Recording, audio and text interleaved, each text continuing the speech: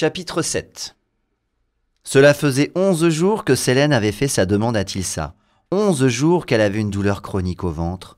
11 jours qu'elle perdait l'appétit et s'ennuyait quoi qu'elle fît. Elle n'avait pas eu la moindre nouvelle de lui depuis ce jour où, comme prévu, il était parti chez son cousin dans la bourgade d'Arcy. Elle tua le temps en tâches diverses pour le hameau. Elle se rassurait sur la réponse de Tilsa en se souvenant des 2 fois où son mystérieux protecteur lui avait sauvé la vie. La première fois, Sélène n'avait que 7 ans, mais ces instants resteraient à jamais gravés dans sa mémoire. Sélène était en train de glaner des herbes quand elle s'était fait cerner dans la forêt de Crugny par une bande de petites créatures agressives.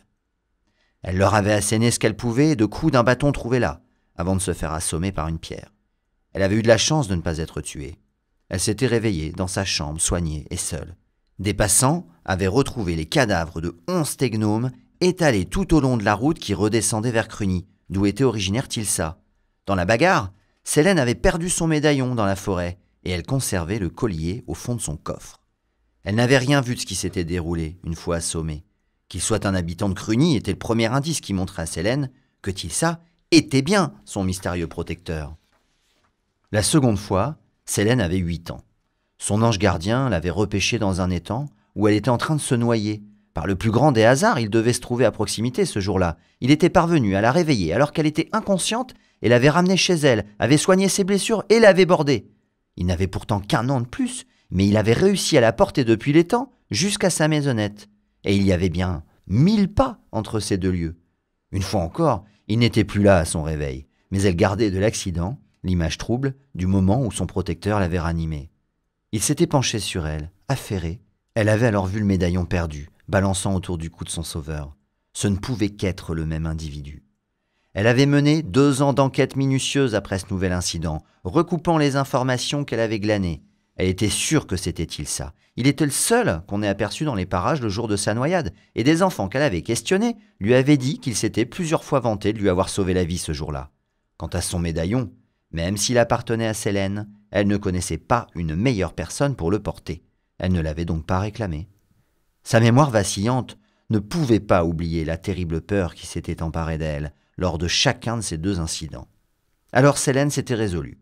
Elle l'aimait énormément et lui devait trop pour attendre passivement son retour. Son supplice avait assez duré. Elle avait préparé à la hâte un pactage de fortune pour le rejoindre et avoir sa réponse. Ça lui prendrait une demi-journée de marche pour se rendre à Arcy. Elle avait voulu prévenir sa maîtresse de son départ, mais l'école était fermée pour plusieurs jours. Sélène en avait oublié que sa maîtresse était sur le point d'accoucher. Il n'avait toutefois pas échappé à Sélène que le moment qu'elle choisissait pour voyager n'était pas le meilleur. Elle avait entendu de multiples conversations inquiètes ces derniers jours autour des 3 étals de la place du marché. Le hameau était en émoi, plongé dans un silence anormal. De fait, les animaux, si tapageurs d'habitude, s'étaient tus. La réserve bruissait de rumeurs d'intrusion, de vols, d'attaques de caravaniers et d'apparitions étranges. Les gamins sauniers, d'ordinaire si calmes, avaient pleuré 2 jours complets à l'école. Ils déclaraient avoir vu un ogre retourner une fosse du charcutier avant de se cacher du côté du bois de la Veillée. Et il y avait ces coups de tonnerre, assourdissants, venant du lointain, comme si un immense orage s'approchait, jour après jour de la réserve. Chaque soir, l'horizon rougeoyait et se chargeait de gros nuages noirs, et les détonations ne cessaient pas non plus la nuit. La fin du monde même n'aurait pas fait reculer Sélène. Par contre, il était hors de question qu'elle laisse traîner ses biens précieux et ses réserves de nourriture avec tous ces larcins dont elle avait eu vent. Elle avait donc pris bien plus que nécessaire pour ce voyage.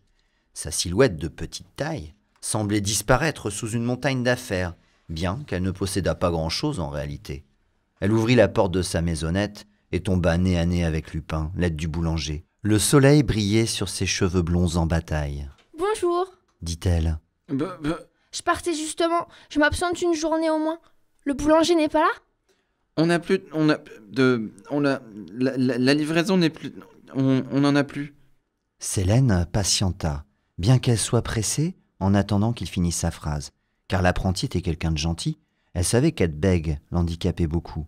D'ailleurs, de mémoire, il ne l'avait pas toujours été. Au début, quand elle l'avait connu, il ne bégayait pas. Puis, après que les parents du garçon furent partis à la veillée, le boulanger l'avait pris pour le former et son problème d'élocution avait commencé quelques semaines après sa venue au hameau. Il interrogea du menton l'imposant paquetage qu'elle avait sur son dos. Je vais à Arcy. Il paraît qu'il y a des vols en ce moment, alors je prends mes objets précieux avec moi, principalement des provisions. Je m'absente quelques jours. Au revoir, bonne journée.